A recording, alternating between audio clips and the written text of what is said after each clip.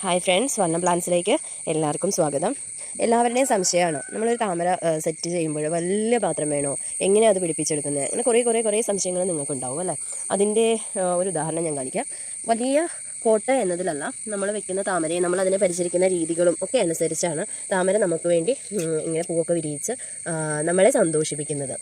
എൻ്റെ ഒരു അനുഭവം വെച്ചിട്ട് അതാണ് കേട്ടോ. ഇത് നോക്കിയ ചെറിയ ചട്ടിയാണ്, നമ്മുടെ ചെടിച്ചട്ടിയൊക്കെ ഇല്ലേ, ആ ഒരു വലുപ്പമുള്ള ചട്ടിയിലാണ് ഞാൻ ഈ താമര നട്ടിരിക്കുന്നത്. നിങ്ങൾക്ക് കാണാൻ പറ്റും, ഇത് ഫസ്റ്റ് ഫ്ലവറാണ്. അതിനോടൊപ്പം തന്നെ നെക്സ്റ്റ് ബഡ് വന്നിരിക്കുന്നുണ്ടോ. ആകെയുള്ളത് ഒരേ ഒരു സ്റ്റാൻഡിങ് ലീഫാണ് വന്നിരിക്കുന്നത്. ഇതിൻ്റെ ഒരു സ്റ്റാൻഡിങ് ലീഫ്, അടുത്തത് സ്റ്റാൻഡിങ് ലീഫ് പോലും അല്ല, ഫ്ലോട്ടിംഗ് ലീഫ് ആയിട്ടുള്ളതിൽ പോലും ഇതുണ്ടോ. അടുത്ത മുട്ട അടുത്ത ഇത് വന്നേക്കുന്ന നോക്കി, 2 മുട്ട അടുത്തടുപ്പിച്ച് തന്നെ വന്നിട്ടുണ്ട്. അടുത്ത ഇതിന് ലീഫിൻ്റെ കൂടെയും മുട്ടുകളുണ്ടാവും. ഇങ്ങനെ ഒരു പോട്ട് നിറയെ മുട്ടോട് കൂടിയ താമരകൾ വരെ നമ്മൾ വിൽപ്പന നടത്തുന്നുണ്ട്.